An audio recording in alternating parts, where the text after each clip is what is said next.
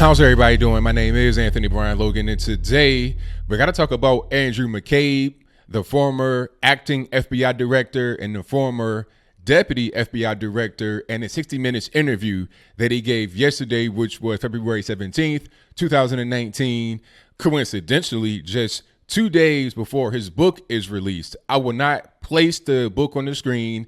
I will not place that link in the box. If you really want to see it, there's Google, but I will not directly help this man promote his book.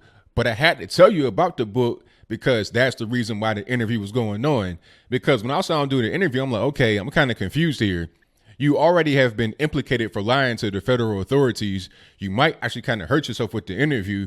But then I realized, okay, you got fired one day before your retirement was to come into effect, before you were able to grab a pension. So you need this interview to push the book to be able to get money. That's kind of what it seems like to me, which is kind of confusing about the whole money situation because your wife is a doctor and she ran for Senate and got a lot of money from Terry McAuliffe, who, by the way, was Hillary Clinton's 2008 campaign manager. Now, not directly from Terry McAuliffe, but Terry McAuliffe has a PAC that he controls, and the PAC gave her the money to run for Senate. Now, why run for Senate when you're already a doctor and your husband is the FBI deputy director? And before that, he was the top dog at the FBI. How much money do you need? But I'll leave that right there for now. This interview was full of lies and just contradicting statements. Towards the end of the interview, Scott Pelley asked Andrew McCabe about the Wall Street Journal article that he leaked to the media and then lied to federal authorities about leaking. Okay. He says he leaked it now, but back then he said he didn't leak it. And he asked him about that. He was like, well, I was confused. Sir, you are a lawyer. You are a top dog, or were a top dog at the FBI. You rose to the rank of acting FBI director after James Comey was fired, but we'll get to that in a moment. How do you not know how to answer these questions? How are you confused? Either you leaked to the media or you didn't. If you lied about leaking, then you lied about leaking. Just call it like that. He doesn't want to admit that he actually lied because a lot of the people that they so-called indicted and got from Donald Trump's campaign got sent to the penitentiary for lying. Okay, even guys like George Papadopoulos got sent to the penitentiary for 14 days. Now, I'm reading articles and they said they got sent to prison for 14 days, not jail, prison. I'm like, really? Prison for 14 days for lying to FBI investigators? If you're going to lock this low-ranking guy up for that, why not lock Andrew McCabe up? The answer is pretty simple. It's because the whole Russia investigation is no more than a witch hunt. They're trying to get everybody on any little ticky-tack thing, Bob Mueller that is, who was appointed by Rosenstein, but we'll get to that in a moment. They're trying to get these guys on any little ticky-tack thing so they will roll on Trump. That's not happened yet, and they're still trying to keep on going, trying to keep it in the news, trying to make Russia out to be this big bad guy, which was the case in this interview. Andrew McCabe spoke about why he opened 2 investigations into Trump. The first one was to see if there was any kind of nefarious reason for Donald Trump firing the then FBI director, James Comey, and then to see if there was any kind of collusion between him and Vladimir Putin or the Russian Federation in general. Those investigations, Bob Mueller's hiring, all of that stuff is just no more than a witch hunt to try and get Trump out of office. It was hilarious to see Andrew McCabe throw Rod Rosenstein, who is the deputy attorney general, under the bus, talking about, well, he wanted to get Trump out of office. He wanted to invoke the 25th Amendment. He wanted to wear a wire, all this stuff. I remember hearing about this whole wire story, talking about, oh, I was just joking and it wasn't really serious and all this and that.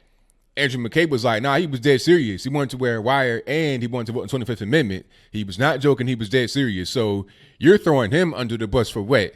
I mean, you guys were kind of in an alliance trying to get Trump out of office, but now you throw him under the bus.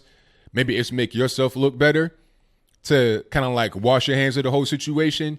You want to say he was serious about the 25th Amendment. You want to say he was serious about wearing the wire to try and record Trump secretly, but when you get caught lying to the FBI, oh, I was confused, I didn't know any better, all this, that, and the third. Okay, whatever. Andrew McCabe, as Trump said, got fired for lying.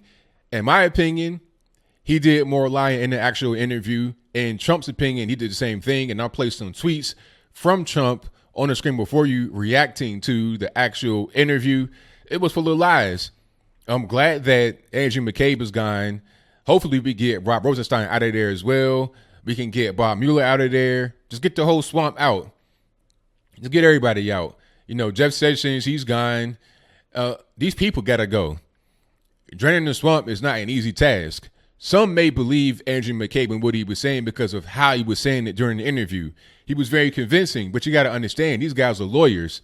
Okay, they're going to be convincing in their speech and the way they present things and the way they talk and the way they express themselves to you. That's what they do for a living. So, of course, it's going to be very believable, but he was lying. James Comey, it's interesting to see people get butthurt about James Comey being fired that are on the left that don't like the president, because many people on the left wanted Comey to get fired because of the whole Hillary Clinton situation. Okay, because he came on television and said, well, she's corrupt, but there's not enough evidence to, bring up any kind of charges with the whole email scandal. He said that right before the actual election. Hillary Clinton and others blame him for her losing because they said if that didn't come out, then she's able to win, because that letter and him appearing on television damaged reputation. So at that point, they wanted Comey to be fired by Barack Obama because he was in office at the time. But here we are, enter Trump. Trump fires Comey. All of a sudden, it's a problem because they think he's firing Comey to get from under the Russia investigation. But if you wanted to fire Comey just 6 months ago or less, why not fire him right now? Okay, if he was corrupt then, he's corrupt now. But maybe he's corrupt now in a way that helps you and you don't want him to be fired.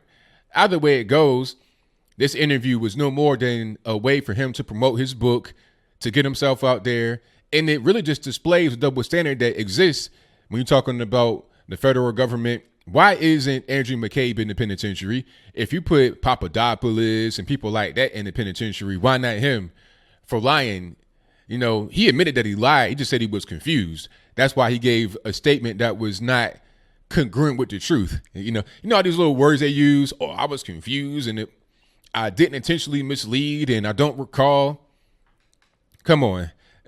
So that is pretty much all I got in my quick reaction. I probably did miss some things, but I think I caught the key things here. But what do you think? Do you think that what I said was a fair representation of what happened during the interview? And if you think that way, please explain to me why. Do you think that what I said was unfair? If you feel that way, please explain to me why.